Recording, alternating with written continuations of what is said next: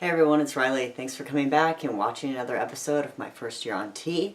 This week I'm going to be talking about is genitalia preference transphobic?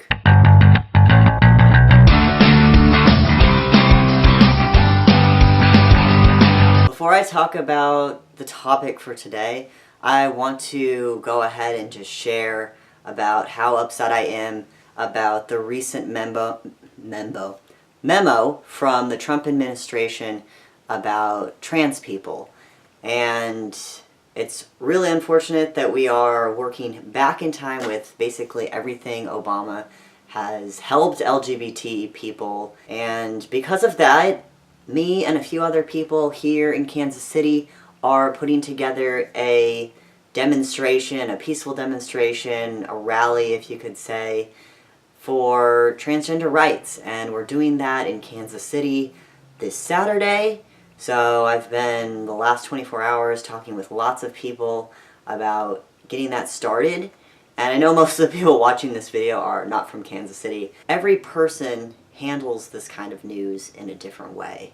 I'm not saying every person needs to go out and rally. It could just be talking to your family and friends.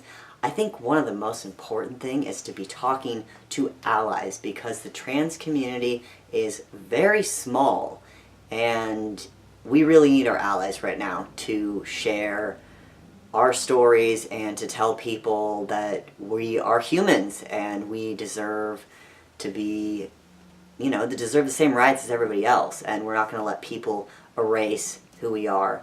And yeah, we're strong, we're here, we're not going anywhere. And like this guy that I'm organizing it with, I just started talking to him on Facebook, I've never even met him. He's only 20, I'm only 30 years old, so really we just made a Facebook event and word has just spread like wildfire. So if you feel strongly about this in your area, whether it's this cause or any cause, just get up and do something if you want. Because you don't have to have experience, you don't have to be a part of an organization to take a stand for what you believe in. And like I said, if you don't feel like this is being at a rally is your thing, there's plenty of other ways to be an activist and to help our community. Okay, so now to move on to the topic, I am talking about my opinion, really, if genitalia preference is transphobic.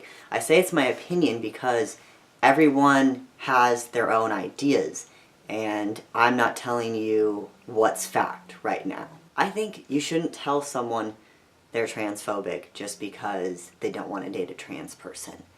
It might come off closed-minded that they don't want to, but you have to realize that, again, we are a very small population. A lot of people have never even met a trans person, let alone dated one, so I don't think people's hesitations at first are because they're a transphobe, whatever the word is. I remember when I was thinking about coming out, I kind of was testing the waters and asked a few female cisgender friends what they thought of dating a trans guy. And I remember they were kind of like, oh, I really like dick, so they weren't really interested. And I remember that kind of hurt my feelings, and I thought, well, there's more to being a man than just the size of their penis. But at the same time, I can see why, where they're coming from. So for me, I'm mainly attracted to women. And I have never dated a trans woman, I've only dated cisgender women, and I can't say that I have much experience being with anyone except a cisgender woman, so I would be not against it, but I would also be a little bit hesitant. And that's not because I'm not going to give them a chance, it's just this is what I've been attracted to in the past, and I haven't been exposed to anything else. I think if you're going to tell someone, no, I'm not going to date you because you're not a real man or a real woman, yeah, that is going to be transphobic. But if someone just isn't sure, or I guess if they were 100% closed off to it and they knew trans, but I don't know, it's not really a black and white. It's I think a case by case. And really, I don't think going up to someone and just being like, you're transphobic, is ever a good way to make change, or I just don't think you should be that confrontational about it. You might just want to say like, hey, well, you know, I'm a trans guy and like I have some great qualities and it doesn't matter completely like what's below the belt, but if some people think that's such a big deal, then maybe you should just let them do what they want. Some people want to be in relationships for different reasons.